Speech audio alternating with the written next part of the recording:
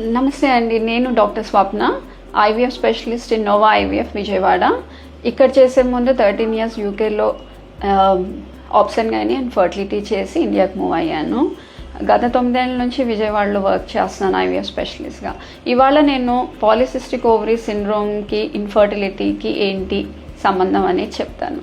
Polycystic ovary సిండ్రోమ్నే తెలుగులో నీటి బుడగల సమస్య అంటారు.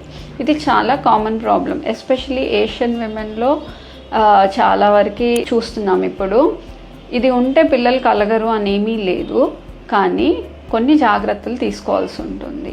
పాలిసిస్టిక్ ఓవరీస్ ఉండి పీరియడ్స్ రెగ్యులర్గా వస్తే అండం విడుదల అవుతుంది.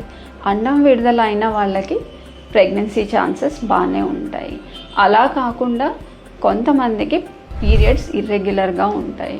ఈ పీరియడ్స్ ఇర్రెగ్యులర్గా ఉంటే నెల నెల అండం అన్నది విడుదలవ్వదు. అప్పుడు ప్రెగ్నెన్సీ డిలే అవ్వటం లేదా ఏదైనా ట్రీట్మెంట్ అవసరం అవ్వచ్చు. బట్ స్టిల్ ప్రెగ్నెన్సీ ఛాన్సెస్ మాత్రం ఉంటాయి. ఈ బరువు ఎక్కువ ఉండి పీరియడ్స్ ఇర్రెగ్యులర్ ఉండే వాళ్ళకి మాత్రం 10% బరువు తగ్గటం వల్ల పీరియడ్స్ రెగ్యులర్ అయి అండం కూడా విడుదలయ్యే ఛాన్సెస్ ఉంటాయి అన్నమాట.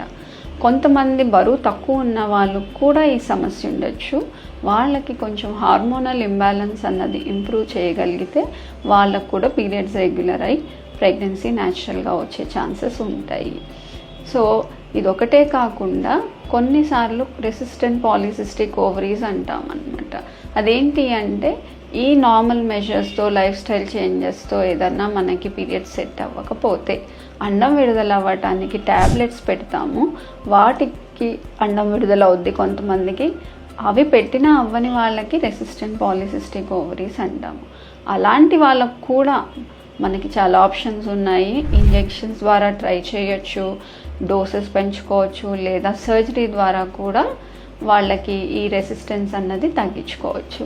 కాకపోతే ఓవరాల్గా ఏంటంటే మందులు ఒకటే కాకుండా ఈ పాలిసిస్టిక్ సిండ్రోమ్ ఉన్నప్పుడు లైఫ్ స్టైల్ చేంజెస్ మీరు చేయవలసినవి డయట్ మార్చుకోవటం, ఎక్సర్సైజ్ చేయటం, బరువు తగ్గటం, ఇవన్నీ చేస్తూ మేము కూడా సపోర్టివ్గా ట్రీట్మెంట్ పడితే ఎక్కువ శాతం మందికి ప్రెగ్నెన్సీ అందే అవకాశాలు ఉంటాయి. దాంతోపాటు ఇంకా మనం గుర్తుపెట్టుకోవాల్సింది ఏంటంటే ఈ పాలిసిస్టిక్ ఓవరీస్ ఉన్న వాళ్ళకి హార్మోన్స్ ఇంబ్యాలెన్స్ ఉంటుంది. దానివల్లనే కూడా థైరాయిడ్ ప్రాబ్లమ్స్ ఉండే ఛాన్సెస్ ఎక్కువ, ఆర్ షుగర్ ఉండే ఛాన్సెస్ ఎక్కువ, ఆర్ ముందు లేకపోయినా ప్రెగ్నెన్సీ వస్తే షుగర్ వచ్చే ఛాన్సెస్ ఎక్కువ. సో ఇవి కూడా జాగ్రత్తగా ముందు ప్రెగ్నెన్సీ ముందే చూసుకొని అవి సరి చేసుకోవటం, లేకపోతే ఆర్ ప్రెగ్నెన్సీ వచ్చిన తర్వాత కూడా ఇవి ప్రెగ్నెన్సీలో కూడా జాగ్రత్తగా చెక్ చేయించుకుంటే healthy baby chances polycystic ovaries ఉన్న వాళ్ళకు కూడా చాలా బాగుంటాయి.